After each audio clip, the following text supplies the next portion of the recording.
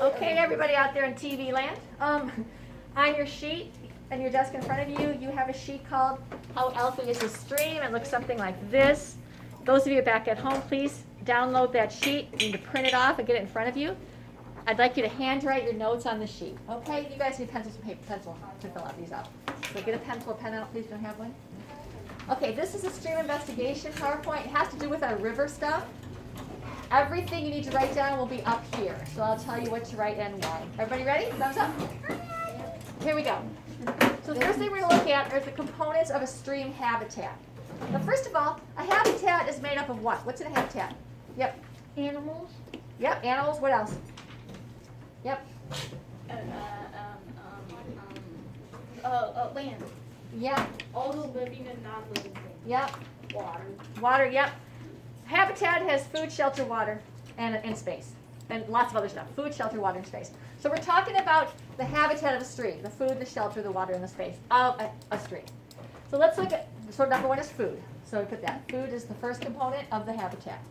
Write that down on your paper, please. Which uncommon? Right here. The stream has? You must be on the wrong side. Oh, I must be on the wrong side. Yeah. now. Okay. What else? Second one would be water. Got it.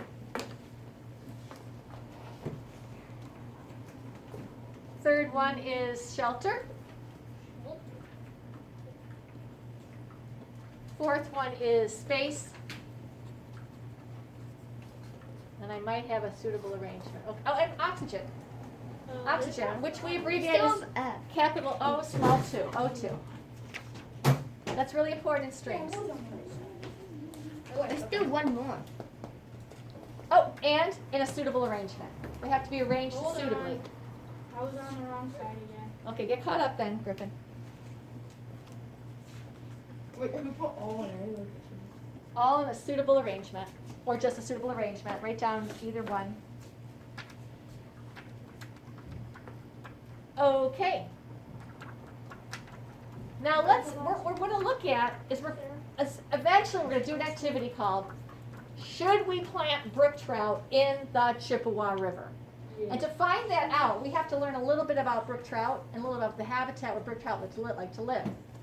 So our first question is, what are the requirements of cold water fish? And here are the requirements. They need lots of dissolved oxygen. Lots of dissolved oxygen. Lots of dissolved O2. I bet O2. That means oxygen that's dissolved in the water. They also need year-round stream flow. In other words, the river cannot freeze up. They have to be able to have their water flowing throughout the year, year-round stream flow. The next thing cold water fish need is clear water. Clear water. That means no turbidity. Turbidity, guys, is cloudiness. When we go testing the river in the next couple of weeks, I have a big giant tube. We're going to test for turbidity and see how cloudy the river is. Sorry, Ann, I'll get your way. Maybe I'll turn the camera this way a little bit. I'll stand over here if that's easier. Okay, you also need a hard gravel bottom. Not in your way now, Emerson. How if I can do that? Oh, just it's hard to do. I'm trying my best here. Why don't you move your desk over here? Okay, a hard gravel bottom. Did we have that in the river, by the way, that you could see? Yeah, we kind of did. Why Okay, do they need a gravel bottom? for the cold water fish. Okay, now, warm water fish have different kinds of requirements. And the first one is less dissolved oxygen. They do not need as much dissolved oxygen. How you do with the note taking, okay? All right. Also, warm water fish need variable stream flow. In other words, the water that can stop and start. One for the requirements of cold water fish in this one? Yeah, thank you for helping them out. So they're cold. So the water can stop and start a little bit. Maybe it slows down, it speeds up, dries up a little bit. So for warm water fish. Warm water fish, are they variable warm stream flow. blooded? Because what if the cold water fish, what if the water gets cold? It It died. does, that's right. If it's the wrong temperature, they cannot survive. So that's how we're learning about the different kinds. Okay, a warm water fish also, they like muddy water. They like it very turbid. They like high turbidity. So warm water fish like muddy water.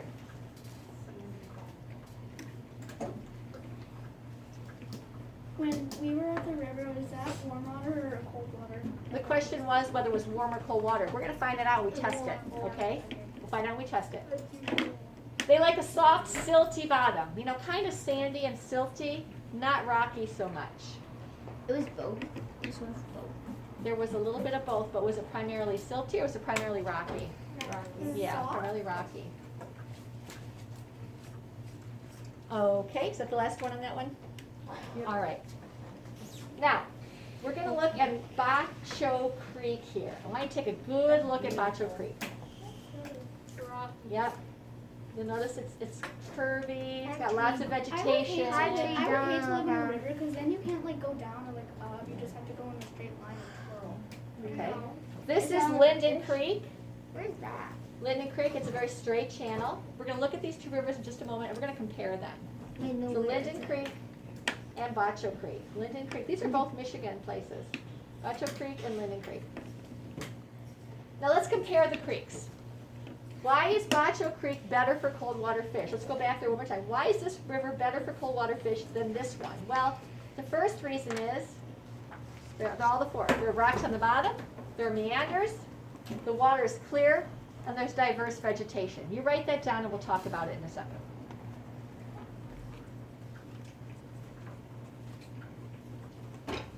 What are meanders again? I will review that in just a moment.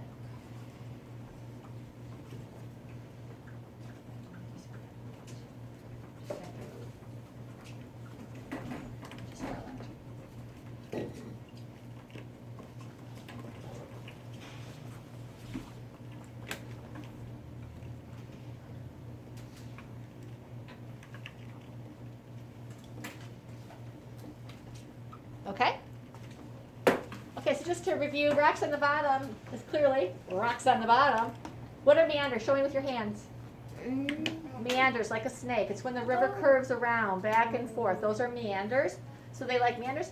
They like the water clear, That sounds like you're and they like lots of vegetation, different kinds of vegetation, not the same stuff, but lots of different stuff. What is That's- this again? I'm sorry? What's vegetation again? Vegetation are the things that grow by the river. So Plants, bushes, grasses, that's vegetation, okay? Now, why is Linden Creek, let's go back, why is Linden Creek better for warm water fish? Well, let's look at it. It's because of, it has a silty bottom, a straight channel, the water's unclear, and there's only grass there.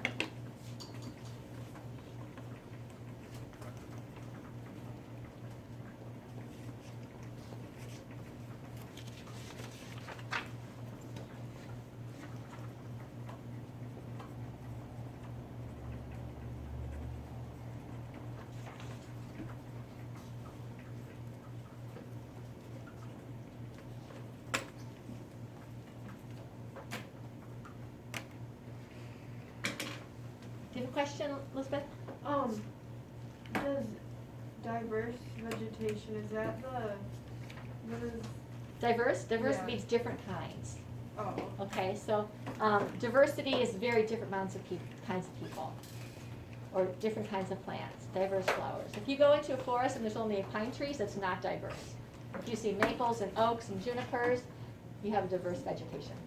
Okay, so silty means sandy. When we study rocks and minerals, you're going to know what silt is. Very silty, like chalk dust is silty. Straight channel, you saw that, right? Just straight. Not clear water, very turbid, and just grass. Look back at that one. Just grass. Kind of boring. All right, moving on. Prettier though, in my opinion. Now, we're going to do a formal stream assessment of these two creeks right now. So to do that, I need to pass out a paper. I got to pause you guys for a second. Hang on. Okay, hi again, folks. So what we're going to do is, first of all, you guys have to take out your stream assessment sheet. It looks like this, two-sided. We all have them on our desks right now. We're going to take a peek back at Bacho Creek, all right? And I'd like you to go to the side of the paper that has Bacho Creek at the top. Find the word B-O-C-C-O, Bacho Creek. We're going to assess the stream. and we're gonna give it points. So number one, the first row across says, what are the channel bottom materials? So the first column, it says mostly gravel and boulders, some gravel, logs, and loose sand, or mostly sediments, clay, and loose sand. What do you guys think? What'd you think, Marilyn? Mostly gravel and boulders. Mostly gravel and boulders. Would you guys agree? Yeah, so you're gonna kind of circle that, circle 5 points there. There's little checks. Or check it, you can check it in the box, or check the box. And then over to the right where it says points, you're gonna write 5 there. Where? Over to the right here on the right, where the points are. So you're gonna check the first box and write 5 in the square. Let's look at the second one, number 2. How much stream bank erosion is occurring? That means stuff falling into the water. Now, we did not look very closely at that yesterday, but let's take a guess. No erosion, some erosion, or tons of it, like 12 feet high. What do you think, Freddie? I think it's going to be some signs. Yeah, I think there are some signs of erosion. So that's the second box. Check the second box. And over in the right, how many points is that? 3. Good. Uh-oh, wrong one. Okay, and we're going to look at these things next week when we go to the river. We're going to actually measure these angles. How steep is the slope of the stream bank? Is it gentle, really gentle where we were? Is it moderately sloped, like about like this? Or is it really super, super steep? You'd fall down. What do you think, Cole? Mildly sloped. How do you think it's moderately sloped? Yeah, I think it's a moderately sloped river too. So the middle one. 3 points. It's like at spots, isn't it? Oh, wait a minute. We're looking at this picture. Yeah. I'm thinking of the Chippewa River. So we said there's some gravel sand good, and we said there's moderate erosion. And what'd you say about the slope? Moderate, you said as well? I was Yeah. thinking. I was thinking gentle. I was thinking gentle. Yeah, it's actually a gentle slope. I'm sorry. I was thinking about the Chippewa River. This is a gentle slope river. Boy, where was my head? Sorry, guys at home. Teachers make mistakes too. Okay, thanks for catching me on that, guys. Yeah, gentle slope. Okay, are the stream banks covered with lots of different trees and flowers and grasses? Yes. Yeah. Yes, they are. So that's definitely a 5. Definitely a 5 on vegetation. And the last one is important. Does the vegetation overhang the channel so you get shade? Yes. Yeah. Some point. At some point. It says There's some trees. lots of it, just some of it, or none at all. I'm thinking. I think it's a lot. I think a lot. It's a lot. That's a lot. These trees overhang this river quite well. You just can't see it right. Right, because we're missing the top of our picture. So that's definitely overhanging on the top there. 23 points. So add up your points. What do you got? 23. Everybody's 23? Okay, good. So at the bottom, you put your score, 23. Turn the paper over. Let's look at Linden Creek now. You're going to do this one. So you guys, you're sitting next to people and around you. As quickly as you can, talk it over and go ahead and assess Linden Creek. I'm going to turn you guys off for a moment here while you guys are working on that yourself. Okay, so we're done here in class. Hopefully you guys are done. So we're looking at the first one, the channel bottoms. Who wants to answer that? What do you think? Yes. I think it's mostly sediments. Yeah, it's pretty much sediments and clay. You can't see it, but there's very few rocks in the bottom there. It's mainly sand. The next one, So it would be how much? very good. It would be 1 point. It'd be poor. Next one, how much stream bank erosion is occurring? And you have to look carefully at this. Yep, Anna? I think it's the some signs. Yeah, it's some. There was tons of erosion, but they're holding it back with rocks, okay? Right now, there's some erosion still occurring, and they keep trying to hold it back. So it's a 3. How steep is the slope? This is a pretty, Yeah, 90. I will give it. not 90, But I would say. 45. It's right in the middle, 3 points, yep. Yeah, that's right. Oh yeah. 90 Okay, would be- tons of vegetation here? Number 4? No, what do we have? One. Lots of grass, good. And the last one, lots of overhanging vegetation? No. What's our total score here, folks? 9. Was it Sarah? 9. 9 points. Hey, they couldn't even get into double digits. Okay, 9 points. So we're gonna stop there and continue this PowerPoint. either tomorrow or the next day. Okay, so I'm gonna turn you guys off. Do not lose your papers, keep them, so we'll finish the notes. Bye. Bye. Bye. Oh, okay, here, that's what I'll do. I'll let you guys say goodbye. Say goodbye. Bye. Bye. Bye. Bye. Turn the lights back on so I can see you better. We'll try this again. Okay, go ahead. Bye. Bye.